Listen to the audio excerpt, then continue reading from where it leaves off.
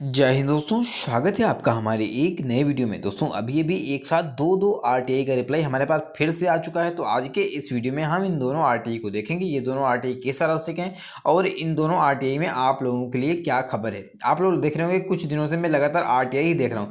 देखो, जब कोई अपडेट नहीं आता है तो आरटीआई से आप लोगों को अपडेट हो जाता है। देखो, आरटीआई से बहुत चीज़ें पता हो जाती हैं, तो आपको पता होगा कि अंदर की बातें आरटीआई से ही आपको मालूम होगी। ठीक है, तो आरटीआई की जितने भी मुझे लगता है कि ये आरटीआई आपके सामने रखना चाहिए, वो आरआरसी आपका रिप्लाई कर रहा है या नहीं कर रहा है, इससे ये भी पता लगता है। तो सारे आरटीआई मैं आपके सामने रखने की कोशिश करता हूँ, जितने भी मेरे पास आते हैं और जो आपके लिए इंपॉर्टेंट होते हैं। ठीक है, तो आज की वीडियो में हम दोनों आरटीआई को देखने वाले हैं और दोनों RTI very very important RTI रहने वाले हैं। भले इसमें रिप्लाई कुछ भी ना हो, लेकिन आप लोगों के लिए बहुत कुछ ये आरटीआई बता के जाएगा कि आरआरसी आपका कैसा है, वहाँ पर रिप्लाई कर रहा है या नहीं कर रहा है, अगर कर रहा है तो क्या जवाब दे रहा है, जवाब पॉजिटिव है निगेटिव, तो आपको बहुत चीज़ें यहाँ से कन्फर्म होंगी। ठीक है, तो आपको ये भी पता होगा कुछ आरआरसी हैं जो आरटीआई का रिप्लाई करना जानते नहीं, मतलब छात्र कितना आरटीआई करेंगे लेकिन वहाँ पे कोई भी रिप्लाई आ ही नहीं रहा। तो क्या कि आखिर इसका क्या कारण है। बहुत से आरएसएस हैं जो रिप्लाई कर रहे हैं, अच्छे तरीके से कर रहे हैं, लेकिन कुछ आरएसएस ऐसे भी हैं जो रिप्लाई करना ही नहीं जानते। तो आखिर उसमें क्या कुछ आरएसएस में गड़बड़ी चल रही है क्या, जब आप रिप्लाई नहीं कर सकते, बाकी आरएसएस कर रहे हैं लेकिन आप लोग रिप्लाई क्यों नहीं कर रहे हैं। तो इसका भी आप लोगों को कहीं ना कहीं पता लगाना चाहिए।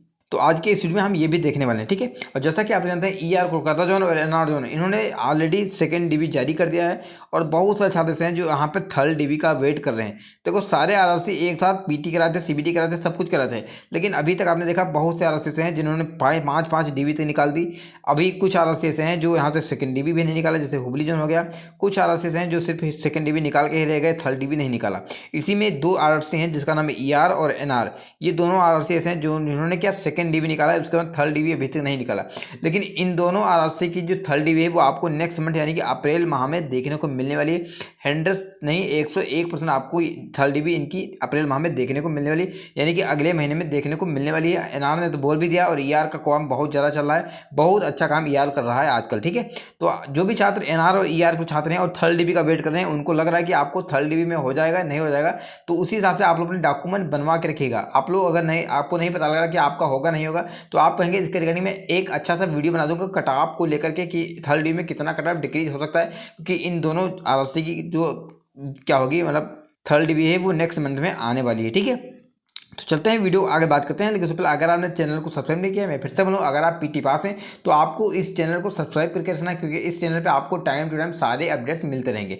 अगर आप हमारे टेलीग्राम ग्रुप में नहीं जुड़े तो वीडियो के डिस्क्रिप्शन में टेलीग्राम लिंक दिया है, सभी चैट टेलीग्राम पे पहुंच जाएगा, क्योंकि कोई भी नोटिस आता है, कोई भी आरटीआई आता है, कुछ भी आता है, सबसे पहले टेलीग्राम पे पहुंचता है, बाद में आपके पास क्या आता है, वीडियो आता है। ठीक है, आप चलते हैं वीडियो को आगे लेकर बात करते हैं बारी बारी से दोनों आरटीआई की। चलो, पहला आरटीआई की बात करें तो यहाँ पे पूर्व तट रेलवे क्या लिखा है, east coast railway Bhubaneswar zone का ये आरटीआई का रिप्लाई। आपको ये भी पता होगा भुवनेश्वर जोन काफ़ी अच्छा काम कर रहा है, यहाँ पे सभी कैटेगरी का कॉल भी हुआ है और यहाँ पे सेकंड डी भी आ चुका है, थर्ड डी भी आ चुका है, फोर्थ डी भी, हाँ फोर्थ डी भी आ चुका है। ठीक है, तो अभी जो नेक्स्ट डी होगी वो भी बहुत जल्द आएगी। और यहाँ पे लिखा है 25/3/2024, यानी कि ये कल का ही लेटेस्ट आरटीआई, कल नहीं परसों का। ठीक है, अब यहाँ पे देखिएगा क्या सवाल पूछे गए थे और क्या इन्होंने आंसर दिए हैं। देखिएगा, एक नंबर का सवाल इन्होंने पूछा था, I have fit in first DV C1 medical candidate, यानी कि ये इन्होंने ये बताया कि मैं फर्स्ट डीवी में था और C1 मेडिकल में फिट हुआ था।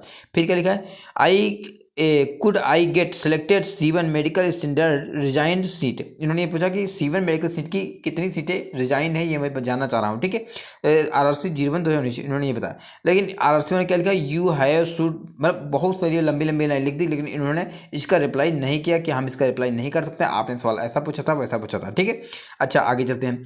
दूसरे नंबर का इन्होंने सवाल पूछा, how many days delay to come resigned seat in replacement DB RRC 01/2019। तो फिर से इन्होंने कुछ सवाल पूछा, लेकिन इसका भी इन्होंने आंसर नहीं दिया। ठीक है, तो इसका हम बात नहीं करेंगे।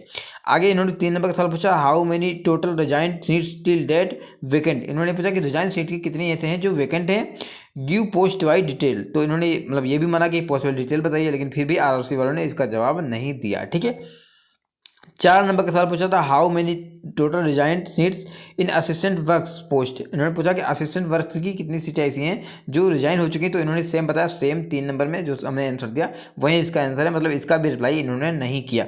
जबकि अगर ये चाहते तो सारे जितने भी सवाल थे सभी का आंसर ये कर सकते थे। फिर 5 नंबर का सवाल पूछा था, how many B2C1 candidate selected in non joining replacement panel. यहाँ पे रिप्लेसमेंट पैनल आ चुका है और इन्होंने पूछा कि कितने छात्र ऐसे हैं जो नॉन ज्वाइनिंग वाले सिलेक्टेड हो चुके हैं रिप्लेसमेंट पैनल में। मतलब नॉन ज्वाइनिंग की सीट पे, ठीक है। तो इन्होंने ये बताया कि यहाँ पे सेवन्थ पैनल जो इसका आया था उसमें हमने साइड पे दे रखा है, तो आप साइड पे जाकर के वहाँ से इसको पता लगा सकते हैं, ऐसा इन्होंने बताया। लेकिन यहाँ पे कोई भी रिप्लाई इस RTI से आप लोगों को देखने को नहीं मिला, बस यहीं घुमा फिरा के इधर जाओ उधर जाओ, ऐसे करो वैसे करो, मतलब कुछ भी यहाँ पे कंफर्म नहीं हुआ, ठीक है। तो कुल मिला के ये जो छात्र था, इन्होंने जो मतलब कहीं ना कहीं अपना 10 रुपये लगाए थे RTI में, वो इनके 10 रुपये व्यर्थ चले गए, कोई भी मतलब नहीं निकला, ठीक है। अब हम बात करते हैं दूसरे RTI की। सबसे खड़ूस चुन ये रहा CR मुंबई जो सेंट्रल CR की बात करें तो भैया इनका एक भी RTI का रिप्लाई आपने नहीं देखा होगा जहाँ पे इन्होंने अच्छे तरीके से रिप्लाई किया हो, कुछ भी मतलब रिप्लाई करते नहीं क्या आप, मतलब सारे आर से रिप्लाई कर रहे हैं लेकिन आप लोग क्यों नहीं कर रहे हैं? तो इसका कुछ रीजन है तो आप लोग बताइएगा कि हम रिप्लाई नहीं कर सकते, हमारे यहाँ ऐसा है वैसा है। छात्र 10 पे 10 रुपये डाल रहे हैं और आप लोग रिप्लाई ही नहीं कर रहे हैं, इसका क्या मतलब है? यहाँ पे देखेंगे 26/3/2024 का RTI का रिप्लाई है और सवाल पूछा था 1 से 5 नंबर का सवाल पूछा, मतलब 5 सवाल पूछे गए थे और 5 सवालों के आंसर यहाँ पे कोई भी आंसर नहीं दिया, बड़ी बड़ी लंबी लाइन लिख दिया और कोई भी आंसर नहीं दिया। अब क्या यहाँ पे छात्र ने जो 5 सवाल पूछे थे क्या उसमें से किसी भी सवाल का आंसर नहीं जाना, मतलब नहीं मिल पाया? तो पता नहीं आंसर किस काम, अगर ये लोग सही से काम करें तो कोई भी सवाल ऐसा नहीं होता जिसका इनको पास आंसर ना हो, लेकिन पता नहीं मतलब जब मेहनत नहीं करेंगे, कुछ मतलब डाटा खोजना ना पड़े, बस सीधी सी मतलब वही लाइन पे टाइप कॉपी पेस्ट कर देते हैं कि हाँ हमारे पास ये आंसर नहीं है, आपने ऐसा सवाल पूछा है, आपने भविष्य का सवाल पूछा है। तो मतलब पता नहीं RRC कैसे काम करते हैं, जबकि आपने देखा WR मुंबई जोन हो गया, SCR जोन हो गया, वो अच्छे से अंदर तक रिप्लाई भी करते हैं और बहुत अच्छे जो है अच्छा काम भी कर रहे हैं और सभी का मतलब कहीं ना कहीं अच्छी मतलब सभी कैटेगरी को मौका भी दे रहे हैं। अच्छा, रही बात तुम्हारी कौन सी NR की, तो NR के जो भी छात्र हैं और ER के जो भी छात्र हैं, आपको ये पता होगा कि इन दोनों की सेकेंडरी जो थर्ड डिवी है वो अप्रैल माह में आपको देखने को मिलने वाली है, ठीक है। तो ये छात्र जो भी हैं वो अपने आप को बिल्कुल रेडी रखिएगा, डॉक्यूमेंट बनवा के रखिएगा। देखो बहुत सारे छात्र ऐसे होते हैं जो बाद में जब डिवी आ जाता है तब कहते हैं सर हमारे पास ये डॉक्यूमेंट नहीं है, आप सर इतना टाइम लग जाएगा, हमारा बन नहीं पाएगा। तो उससे क्या होगा, कहीं ना कहीं आप टेंशन में हो जाएंगे और कम टाइम में आप डॉक्यूमेंट बनवा भी नहीं पाएंगे। तो आप लोग अपने डॉक्यूमेंट रेडी रखिएगा, थोड़ा बहुत मतलब हो ही जाता है, मतलब अभी टाइम है तो अभी अच्छे से बनवा लो, ठीक है। बाकी अगर आपका एक मोटा मोटा बात करें तो NR में जो यहाँ पे थर्ड डिवी आने वाली है वो काफ़ी ज़्यादा सीट्स पे आने वाली है, क्योंकि यहाँ पे जो सेकंड डिवी आई थी वो इसमें सिर्फ UR को कॉल किया गया था और सिर्फ ST को कॉल किया गया था कुछ छात्रों का। यहाँ पे OBC को तो कॉल नहीं किया गया NR में, ठीक है। SC को कॉल नहीं किया गया और EW को अभी तक कॉल नहीं किया गया। तो यहाँ पे OBC बहुत ज़्यादा संख्या में यहाँ पे OBC आएगा थर्ड डिवी में, इसलिए OBC में जितने भी छात्र OBC के छात्र हैं आप लोग करीब करीब 1.5 नंबर से जिसका भी कम है ना OBC वाले वो डॉक्यूमेंट बनवा के रखिएगा।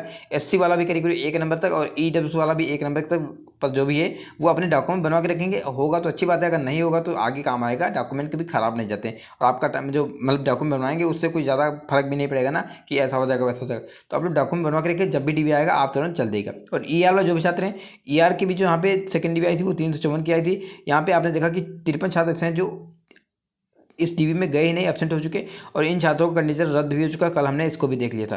तो यानी कि यहाँ पे भी अच्छी खासी सीट पे यहाँ पे थर्ड डिवी आप लोग देखने मिलने वाली है। तो यहाँ के भी जो छात्र हैं अपने डॉक्यूमेंट बनवा के रखिएगा, ठीक है। तो वीडियो अच्छा लगा है, वीडियो को लाइक कीजिएगा, चैनल सब्सक्राइब कीजिएगा, मिलते हैं किसी video, bye bye, good night, take care.